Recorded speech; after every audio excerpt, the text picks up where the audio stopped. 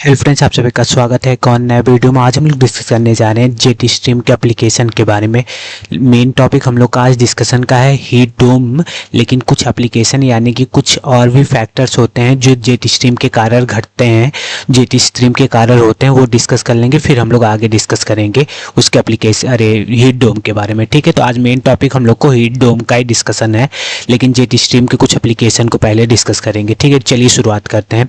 तो पहला जो एप्लीकेशन है, मतलब जेट स्ट्रीम के कारण क्या इन्फ्लुएंस होता है। तो पहला, जैसे कि आपको पता है कि जेट स्ट्रीम हमारा अपर ट्रोपोस्फियर में फ्लो होती है, जिसके कारण हमारा सरफेस पे क्या होता है, सरफेस पे हाई प्रेशर यानी कि प्रेशर कंडीशन सरफेस पे इन्फ्लुएंस होता है। सरफेस पे हाई प्रेशर क्रिएट होता है, लो प्रेशर क्रिएट होता है जगह जगह पे, मैं आपको पिछले वीडियो में बताया हूँ।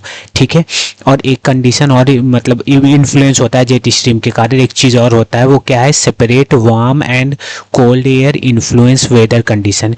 यानी कि जेट स्ट्रीम के कारण, जेट स्ट्रीम हमारा जब फ्लो करता है तो वार्म और कोल्ड करंट को, कोल्ड एयर को सेपरेट करता है। जैसा कि आपको पता है कि ये सब ट्रॉपिकल हाई प्रेशर बेल्ट में हमारा जेट स्ट्रीम अपर ट्रोपोस्फियर में फ्लो करता है, तो हाई प्रेशर से लो प्रेशर यानी कि 30 डिग्री के अराउंड हाई प्रेशर क्रिएट होता है और अपर ट्रोपोस्फियर में, और 35 डिग्री के अराउंड लो प्रेशर अपर ट्रोपोस्फियर में क्रिएट होता है, जिसके कारण वेस्ट टू ईस्ट हमारा जेट स्ट्रीम अपर ट्रोपोस्फियर में फ्लो करती है।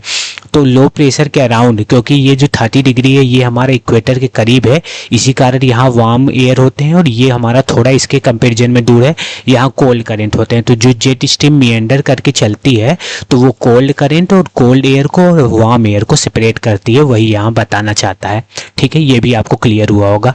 और जेट स्ट्रीम रिस्पॉन्सिबल है onset of the Indian monsoon, ये मैं आपको पिछले वीडियो में बता चुका हूँ, ये भी है एक एप्लीकेशन जेट स्ट्रीम का। ठीक है, और जेट स्ट्रीम के कारण जब jet stream up and down jet stream move करता है मिएंडर करके, तो उसके कारण वेदर में एक्सट्रीमिटीज आती हैं, यानी कि वेदर काफ़ी चेंज होता है उसके चलते। क्यों ऐसा? क्योंकि जैसे कि आप लोग देखिए कि ये जेट स्ट्रीम जब मूव करती है ऊपर से नीचे की तरफ ऐसे मिएंडर करके अपर ट्रोपोस्फियर में मूव करती है, तो ये जब इतना नीचे मिएंडर करके आती है तो कोल्ड एयर को नीचे की तरफ लेके आती है, तो कोल्ड एयर नीचे लैटिट्यूड में कोल्ड एयर पाए जाते हैं, और ये ऊपर जाती है तो काफ़ी दूर तक ये वार्म एयर को लेके जाती है। तो इसीलिए ये जब इतने दूर तक वार्म एयर कोल्ड एयर का एक्सचेंज होता रहता है तो वेदर में एक्सट्रीमिटीज आती रहती है। इसीलिए एक एप्लीकेशन ये भी है हमारा जेट स्ट्रीम का कि जेट स्ट्रीम के कारण हमारा वेदर में एक्सट्रीमिटीज आती रहती है। तो आशा करता हूँ पूरा जेट स्ट्रीम आपको पूरा क्लियर हुआ होगा। ठीक है, अब हम लोग देख लेते हैं हीट डोम क्या होता है। वाकई में हीट डोम का जो कॉन्सेप्ट है उसको समझते हैं। तो पहले हम लोग इसका फॉर्मेशन समझते हैं।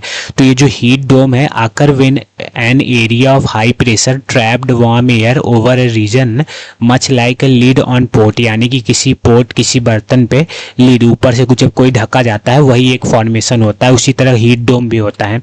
मैं आपको फिगर के जरिए बताता हूँ। जैसा कि आप लोग देखिए इसमें कि एक हमारा सरफेस है, समर का ये सरफेस है, जिसके कारण यहाँ से जो हवाएं हैं, ये इधर ओशियन है इधर लैंड है। ठीक है, यहाँ से जो ठंडी हवा आती है, और यहाँ समर का सीजन है तो गर्म हवा ही आएगी। इधर थोड़ा सा उसके कंपैरिजन में हाई प्रेशर होगा और इधर लो प्रेशर होगा, क्योंकि यहाँ ये लैंड जल्दी गर्म होता है तो यहाँ से हवा उठने की कोशिश करेगी। लेकिन हमारा कुछ इस तरह मिएंडर करते हुए जेट स्ट्रीम, जैसा कि मैं आपको बताया, नीचे की तरफ हाई प्रेशर क्रिएट करता है, जिससे यहाँ की जो हवाएं हैं वो नीचे की तरफ गिरने की कोशिश करती हैं। तो यहाँ से उठती हुई हवा, जो लो प्रेशर वाली हवा है, वो ऊपर उठने की बजाय नीचे की तरफ आने लगती है, क्योंकि ये हाई प्रेशर हवा जो नीचे की तरफ आ रही है वो उसको उठने नहीं देती, जिसके कारण है यहाँ पे जितनी भी गर्म हवा है यहीं पे ट्रैप हो जाती है। तो इसी को हम लोग क्या कहते हैं, ये एक डोम जैसा, ये एक डोम जैसा एयर को ट्रैप कर देता है। इसी का हम लोग कहते हैं एयर ट्रैप्ड, यानी कि एयर हवा यहाँ ट्रैप्ड होगा, इसी को हम लोग हीट डोम कहते हैं। ठीक है, और हीट डोम कब जनरेट होता है, जब हमारा ओमेगा स्ट्रक्चर जैसा जो जेट स्ट्रीम है वो स्ट्रक्चर बनाता है। और जैसे कि आपको पता है कि उसके नीचे की तरफ हाई प्रेशर रहता है, जिससे यहाँ पे पाए जाने वाली हवाएं हैं वो नीचे की तरफ सबसाइड होती हैं, और नीचे की तरफ सबसाइड होकर जब सरफेस की तरफ आने की कोशिश करती हैं तो ये सरफेस से जो गर्म हवा उठने की, ऊपर जाने की कोशिश करती हैं, वो जा नहीं पाती, जिसके कारण यहाँ पे हीट ट्रैप हो जाता है और हीट डोम का कंडीशन क्रिएट होता है। ये आप लोग याद रखिएगा। तो कैसे हीट डोम का कंडीशन क्रिएट होता है, दो चीज़ इसमें रिस्पॉन्सिबल है। एक हमारा ओमेगा स्ट्रक्चर में जब हमारा मिएंडर करते हुए क्या जेट स्ट्रीम जब नीचे उसके हाई प्रेशर पाया जाता है, तो वो हाई प्रेशर के जरिए वो जिन नीचे से लो प्रेशर क्रिएट होता है सरफेस पे, वहाँ से हवा जब ऊपर उठने की कोशिश करती है तो जेट स्ट्रीम का हाई प्रेशर से हवा नीचे की तरफ आती है, तो वो लो प्रेशर वाली हवाओं को ऊपर उठने नहीं देती, जिससे कारण सरफेस के करीब हीट ट्रैप हो जाता है, जो हीट डोम का कंडीशन बनाता है। और ये ज़्यादा समय के लिए इसका ड्यूरेशन नहीं होता, फ्यू डेज या फ्यू वीक्स के लिए इसका सब वो होता है इसका ड्यूरेशन, यानी कि ऐसा नहीं है साल भर ऐसा चले, ऐसा नहीं है, फ्यू डेज या फ्यू वीक का ऐसा कंडीशन किसी किसी प्लेसेस पे लोकल एरियाज़ में जनरेट होता है। इसी को हम लोग हीट डोम कहते हैं। और जब आपको पता है जब ये गर्म हवा ऊपर की तरफ मूव नहीं कर पाएगी तो हमारा बादल नहीं बनेगा, बादल नहीं बनेगा तो वो सन की रेज को ट्रैप नहीं करेगा, और सन की रेज को ट्रैप नहीं करेगा तो लगातार इंसुलेशन और सरफेस पे पड़ती रहेगी, जिससे कारण सराउंडिंग जो एरिया है बहुत गर्म हो जाएगा। इसी संज्ञा को हम लोग हीट वेव कहते हैं, जिसके कारण आसपास का जो एटमॉस्फेयर है वो बहुत ड्राई हो जाएगा, बहुत ड्राई हो जाएगा। और यही